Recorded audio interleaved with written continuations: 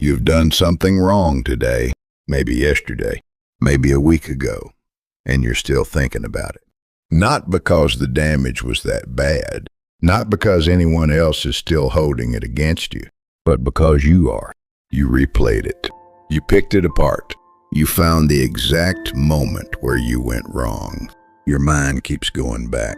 While you're making breakfast, while you're in the middle of a conversation, it drifts, and suddenly you're there again. You know you should let it go. But knowing and letting go, those are not the same thing. And you're not alone in this. Buddhism has understood this pattern for a very long time. And what it says about it might change the way you see yourself. That's what we're going to look at today. Think about someone you know. Not you, someone else for a moment. Maybe it's a friend. Maybe it's a colleague. They made a mistake. They apologized. They moved on. And you never held it against them. You probably forgot about it within a week. Now think about the last time you made a similar mistake. You haven't forgotten, have you? You tracked it. You analyzed it. You turned it into evidence that something is wrong with you. That's the gap. The same standard you apply to others, you won't apply to yourself. And most of us don't even notice we're doing it. Buddhism calls this pattern dukkha, a kind of inner friction. Not big suffering, not dramatic pain, just the low, steady weight of being dissatisfied with who you are right now. It's subtle, but it accumulates. There's a person I want you to picture. She works hard. She cares deeply about her work, about the people she loves, about doing things right. One afternoon, she says the wrong thing in a meeting. Nothing catastrophic. A misread of the room. A comment that landed differently than she intended. Her colleagues moved on within minutes. She didn't. That evening, she's replaying it in the kitchen. She's reheating dinner she doesn't really want to eat. And the scene from the meeting keeps coming back. She hears her own voice saying it again. She winces. She's lying awake at 2 a.m, still rehearsing better versions of what she could have said. Sharper, more careful, more controlled. She's asking herself, why do I always do this? Why can't I just think before I speak? The next day, she shows up to work, smiling, professional. No one knows she spent the night in a quiet war with herself. You might not relate to every detail, but you probably know that feeling. The smile on the outside, the judgment on the inside. Buddhism would say this is not discipline. This is not high standards. This is a mind that has not yet learned how to hold itself with compassion. Lesson 1. The critic isn't keeping you safe. Here's what most people believe about self-criticism. They believe it's useful, that the inner voice cataloging every flaw is what protects them from making more mistakes. Without it, they'd be careless. Without it, they'd stop caring. Without it, they'd fall apart. That belief feels true. It feels like the responsible thing to believe, but it's not supported by what actually happens in your life. Think about the last time your inner critic was loudest. Were you more focused? Were you more creative? Were you actually doing better work? Or were you frozen? Were your thoughts second-guessing every move? Were you exhausted before the day even started? There's a clear difference between two voices in your head. The first one says, "That didn't work. Let me understand why." The second one says, "That didn't work because something is fundamentally wrong with you." The first one moves you forward. It has direction. It has purpose. The second one just loops. It doesn't produce better decisions. It produces more shame. And shame is a terrible fuel for growth. The Buddha taught, you, yourself, as much as anybody in the entire universe, deserve your love and affection. Not more than others, not less. As much as. That's not soft. That's not permission to stop trying. That's how a mind functions at its best. The inner critic isn't protecting you. It isn't sharpening you. It's just noise that learned to sound like wisdom. Consider what a good coach actually does. Not a harsh one, a good one. They watch you. They see exactly what went wrong. They tell you clearly, and then they help you fix it. They don't stand over you repeating, "See, I told you." They don't bring it up every time you try something new. They don't use your failures as evidence that you shouldn't be here. That's not coaching. That's something else entirely. The inner critic isn't your coach. It's your fear of not being good enough, dressed up as high standards. And once you see that, it's hard to unsee. Every hour you spend inside that loop is an hour you're not actually solving anything. You're not learning from the error. You're not growing from it. You're just hurting. That's not a trade worth making. And you deserve better than that loop. Lesson 2. Shame and guilt are not the same thing. This is a distinction that changes everything. And most people have never had it laid out for them clearly. Guilt says, I did something bad. Shame says, I am bad.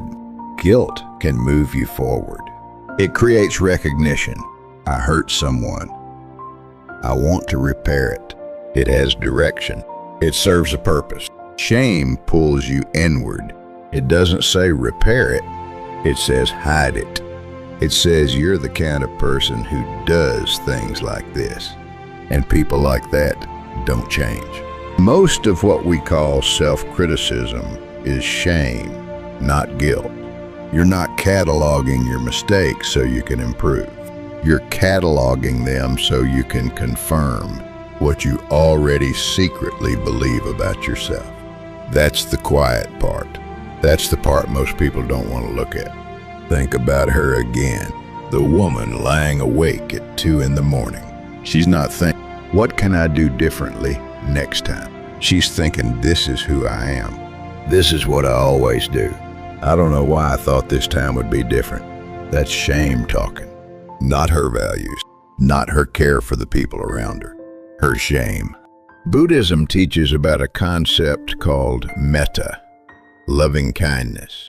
Not a feeling you perform, not something you repeat in front of a mirror and hope eventually lands. A practice of genuinely wishing yourself well with the same warmth you'd offer someone you love. And here's what's interesting about that practice. It doesn't lower your standards. It doesn't make you careless. It changes the voice that's trying to meet those standards.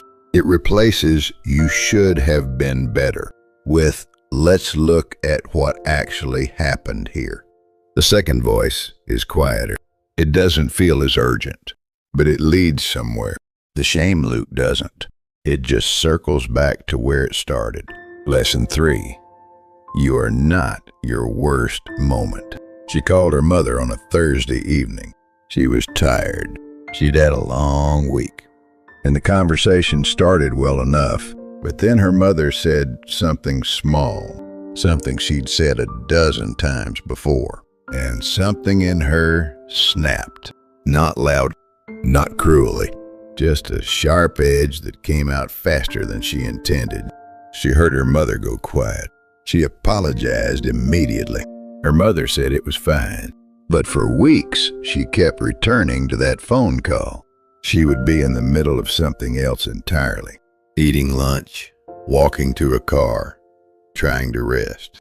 And she'd hear herself again, that edge in her voice, her mother going quiet. And here's what the mind does with moments like that. It isolates them. It takes one moment out of thousands of interactions and treats it as the most revealing one, the truest. Not the time she stayed on the phone for an hour because her mother was having a hard day. Not the Sunday visits she doesn't skip. Not the patience she shows over and over, year after year. Just the sharp word on a Thursday evening. that becomes the truest version of who she is, at least in her own mind. This isn't accuracy. This is the mind's bias, and it's worth naming it as exactly that. Buddhism describes this through the teaching of impermanence. A Nietzsche, everything arises and passes. That moment passed. It is gone. The action happened. The words were said. But the moment itself no longer exists. What keeps it alive is your attachment to it, your insistence on returning to it, your mind's decision to use it as evidence of something permanent about who you are. You are not the worst thing you've ever said. You are not the version of yourself that showed up on your hardest day. You are a person who contains all of it. The care and the sharpness, the patience and the exhaustion, the kindness and the moments when the kindness ran thin. A Buddhist teacher once described the mind as the sky. Every thought, every feeling, weather. The storm passes through. The sky doesn't become the storm. When your worst moment plays on repeat, you are not your worst moment. You are the sky. The storm is passing through. What keeps the storm alive is the story you tell about what it means. The part where you say, "This is who I am." The part where you decide it means something permanent about you. That story is optional. It feels necessary, but it isn't. Seeing yourself whole is not the same as making excuses. It's just accurate. And accuracy, Buddhism would say, is where healing actually begins. Not in softening the truth, in seeing the full truth, not just the parts that confirm what fear has been whispering about you for years. Lesson 4. High standards don't require cruelty. There's a version of caring about your work that is clean. It notices a mistake. It understands what happened. It corrects course, and then it moves forward. It takes quality seriously, without turning every misstep into a statement about your worth. It says, "This didn't meet the standard. Here's what to do differently."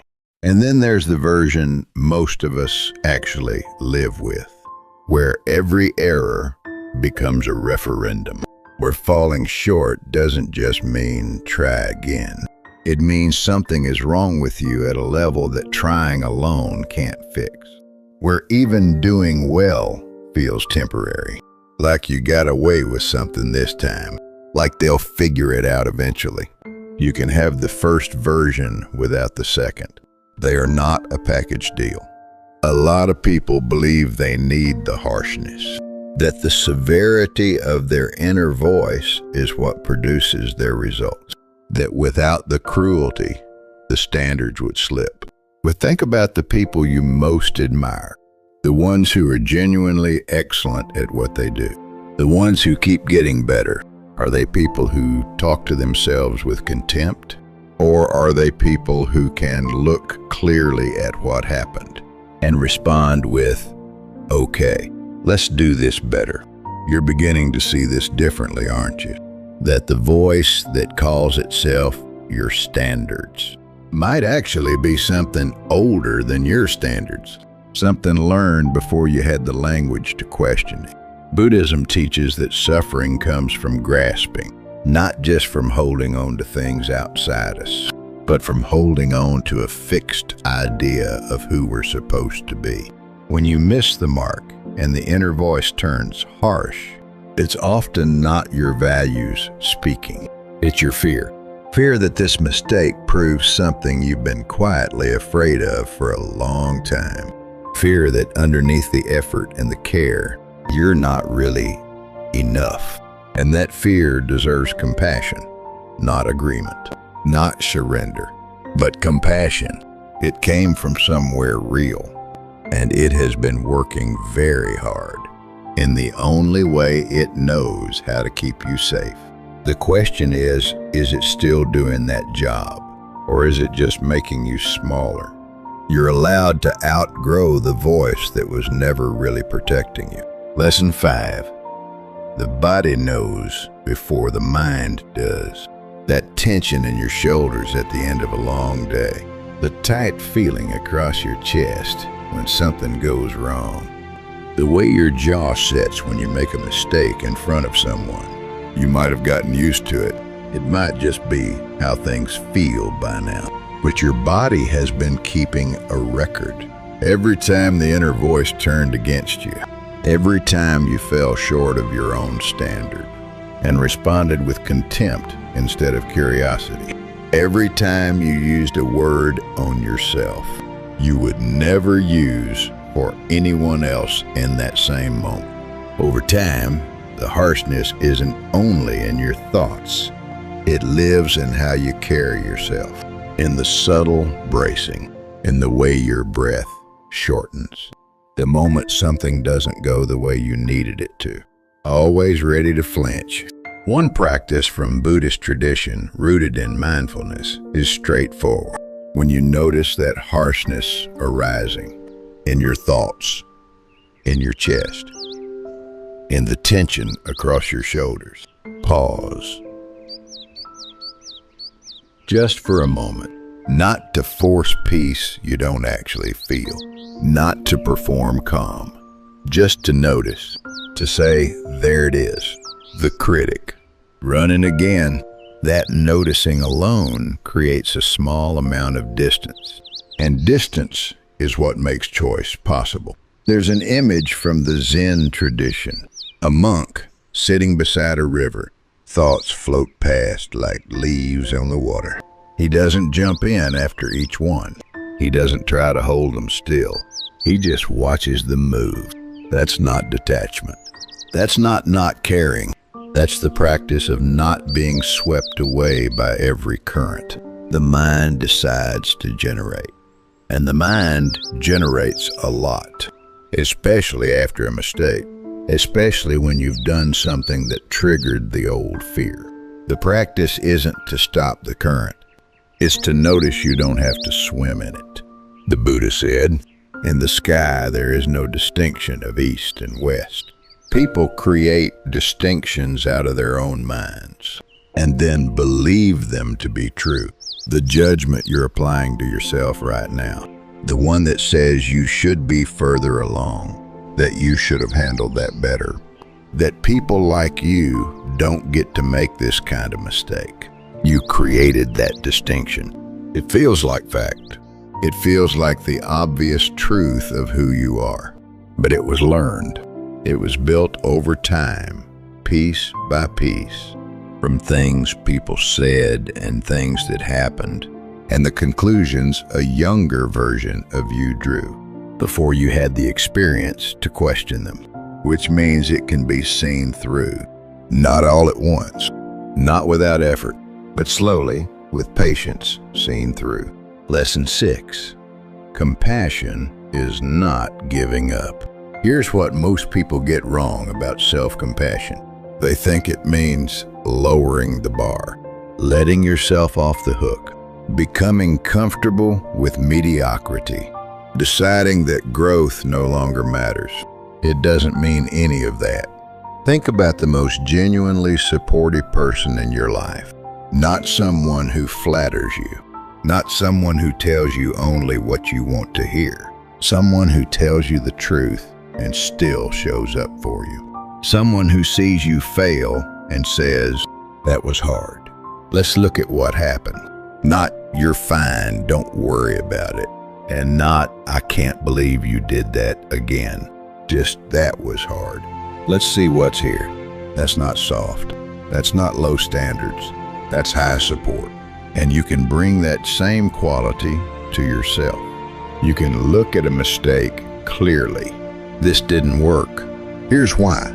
Here's what I want to do differently, without turning the analysis into an attack, without adding that final sentence, the one that says, and this proves you're not enough. She spent weeks punishing herself for a comment in a meeting that no one else remembered by the following Monday.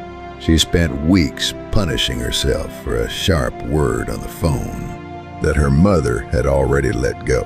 In all that time, she didn't get sharper in meetings. She didn't become more patient with her mother. She just got more tired and more afraid to make the next mistake. The moment you stop adding that final verdict, the one that turns a mistake into a character judgment, something begins to shift. And it doesn't require you to be perfect at it. It just requires you to try.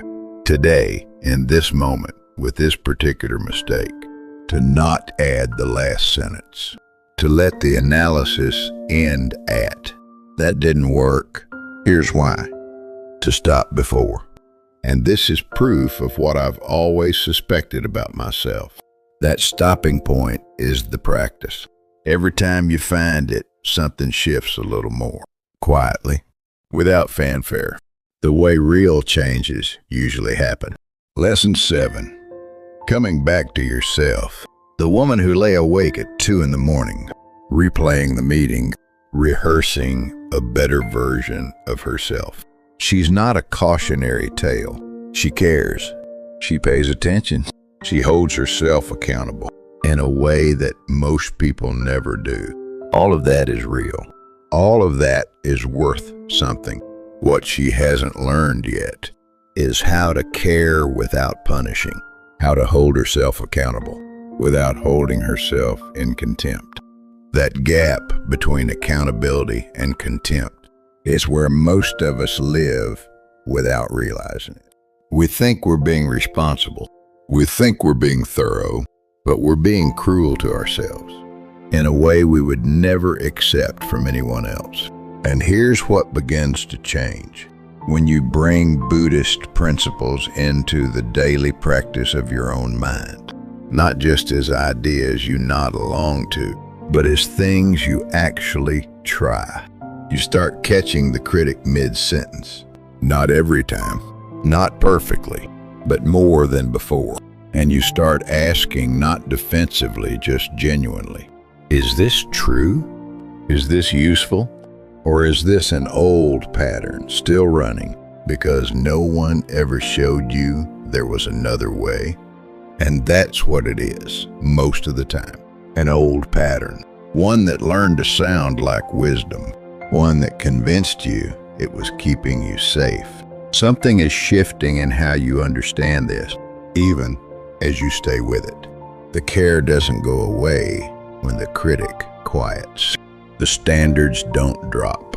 The things that matter to you still matter. But the cruelty begins to loosen its grip. And that space, the small, quiet space between mistake and condemnation, that's where something different becomes possible. Not perfection, not freedom from difficulty, not a version of yourself that never gets it wrong. Just a little more ease, a little more accuracy, the ability to look at what actually happened instead of what the fear says it means about you.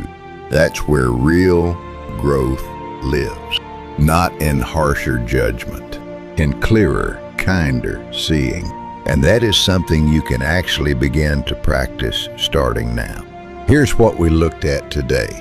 Being hard on yourself doesn't make you more capable. It makes you more exhausted. The critic in your head isn't your standards. It's your fear. And fear dressed as discipline is still fear. You can want to grow without treating every setback as proof of failure. You can care about your work without turning a difficult day into a verdict about who you are. And you can begin slowly, imperfectly, with as much patience as you can offer, to bring the same generosity toward yourself that you have never had trouble offering to the people you love. That recognition alone is worth something today. Don't move past it too quickly.